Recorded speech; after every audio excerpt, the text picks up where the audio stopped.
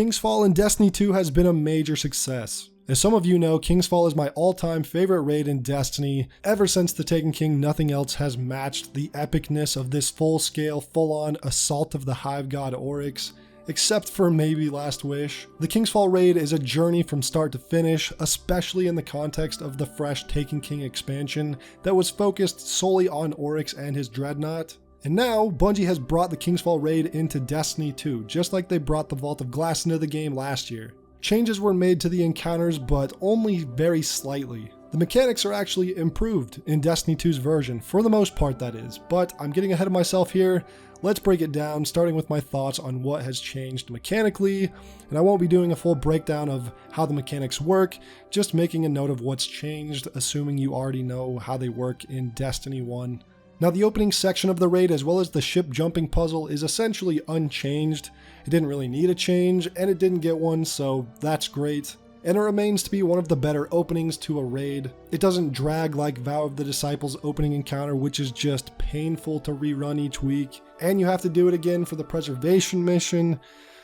Oh man, don't even get me started on that encounter. The ship jumping puzzle is still very fun, and like the opening of the raid, remains to be one of the better jumping puzzles in any raid. But now let's move on to the totems, which do have a few changes. Again, I'm not going to go in depth on how the mechanics work, but here are a brief explanation of the changes.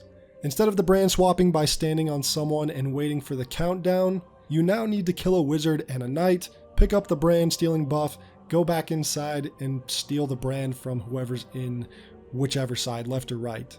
The person with the brand now needs to get kills in order to get stacks of Deathsinger's power, instead of just the 10 you'd get by default in D1.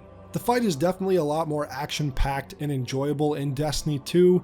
Of course, much more enemy density to accommodate our insane power as a Guardian. The power creep is definitely real in D2 right now. There's a lot more adds and unstoppable ogres that make the fight a lot more intense. But it's by far a much more fun encounter in Destiny 2 than it was in Destiny 1. War Priest has some minor changes, the biggest being the brand swapping, which is brought over from the Totems encounter and is used in the exact same way here. During damage phases, two players will be chasing knights to get the brand stealer buff and swap it with whoever has the brand wherever they're doing damage. In D1, of course, the brand holder would need to kill adds to extend time, so it's a little bit different of a flow this time. And actually, I don't really like this change and felt it a bit unnecessary. I thought that the way to extend time in D1 was totally fine and a bit unique and different. It made the brand holder a much more important role than just have someone count down to a timer and wait for someone to leave the DPS pool and come back and take it from them. It's not an overly awful change, I guess, just a bit of an unnecessary one to me, but the fight is about the same besides that. The War Priest has a much higher health pool in D2 by far and requires lots of heavy ammo to take down. The problem is, heavy bricks are random and things like Aeon armor become almost necessary, and I say almost because my team and I have never used Aeons during our few runs of King's Fall. Even without Aeons, we were able to 3-phase him, not even needing the final totem, but of course, most of that probably came down to good RNG on heavy brick spawns. I just know I've been hearing a lot of complaints about Aeons being required, and I'd say for certain LFG teams, or if your luck is really that bad, then maybe. I wish there was kind of a more guaranteed way to get heavy ammo, like maybe from the final knight you kill before the glyph sequence begins, something like that. Maybe even extending the DPS phase time by like 5 seconds per swap could help alleviate the pain here, but I'm not really sure. I think it's probably fine how it is, but I know a lot of people have different opinions on that, but I digress. Golgoroth is essentially unchanged in every single way, except it now forces you to use the proper 6-orb strategy. Finally, I love the design of this fight, and doing it properly in D1 before the 1-orb strategy was discovered was my personal favorite way to run this fight. How Bungie was able to force us to use the 6-orb strategy was actually pretty intelligent. Instead of Golgoroth's totem filling up to 6 based on the number of deaths, it instead fills up with each unused orb. So say you only drop down 3 of the orbs during a DPS phase and you miss capturing his gaze once, those 3 remaining orbs will now fill the symbols on the totem. And again, reaching 6 will cause a wipe. Besides that necessary and great change, the fight remains the exact same. Golgoroth is still a great boss fight and surprisingly easy in Destiny 2. He doesn't really have a lot of health this time around, but I still love the Golgoroth boss fight, and it's great in Destiny 2 as well. The Dick Wall returns with the secret chest, another top tier jumping puzzle in Destiny raid history, nothing changed there. The Daughters of Oryx have a few new changes. It still picks a random player to become torn between dimensions, but instead of needing 3 people to hop on plates, it's only 2, and instead of this only happening once per damage phase, you need to do the cycle 3 times.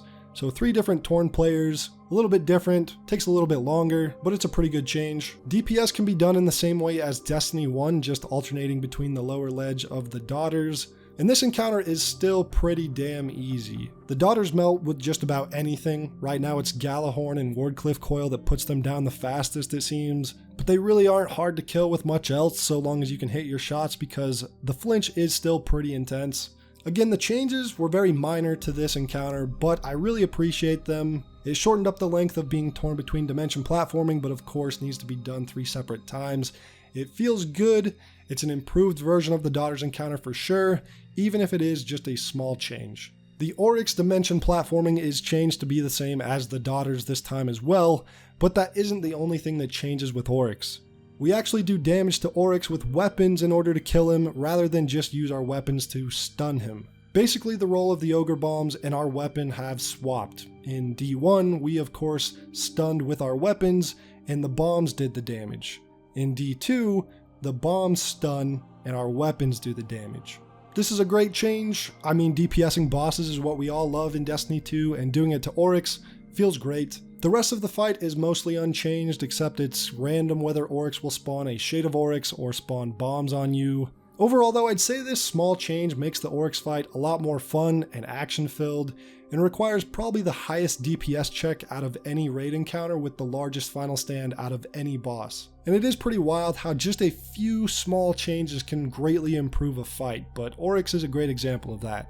Now it's on to the loot. The Kingsfall weapons return of course, with the exception of the auto rifle, the shotgun, and the rocket launcher, and I can see why they maybe left out the rocket launcher thanks to the new Overflow Runneth Over perk that would probably allow for 3 or more rockets in the tube at all times, which would likely be broken in the game, but it still is a shame that these weapons didn't return.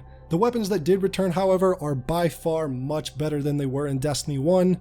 Mida's Reckoning is a top tier option for a high impact fusion rifle, especially with Reservoir Burst and how it pairs so well with Runneth Over, whether that's intentional or not. Smite of Moraine can get some pretty great perk combinations, and of course greatly benefits from Runneth Over.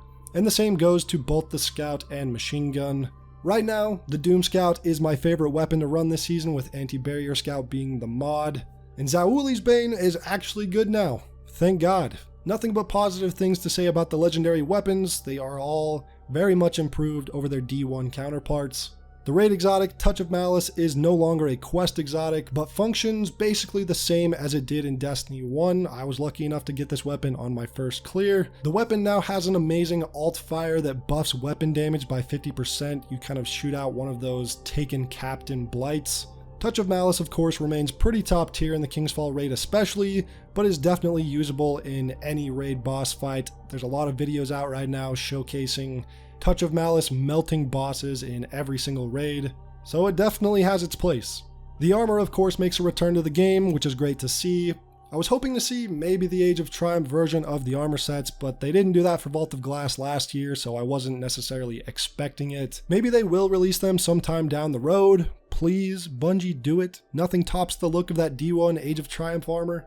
But overall, I would say that Kingsfall in Destiny 2 is by far a massive W. I could live without the War Priest change, but altogether, this was a well done recreation for D2, and if Kingsfall wasn't already the best raid in Destiny, then it definitely is now with the positive changes made in this version.